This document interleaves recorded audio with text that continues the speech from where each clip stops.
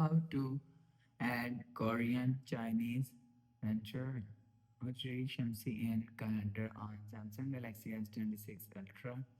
Let's start the video. First of all, go to App Library. Here, click on Calendar app. After click on Calendar app, click on this three line icon and click on Settings icon.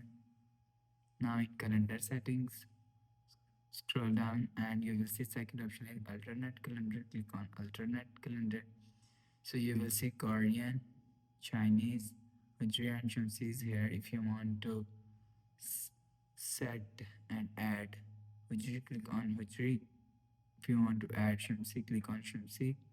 If you want to add Korean, click on Korean. If you want to add Chinese, click on Chinese. So after selecting, go back to home screen.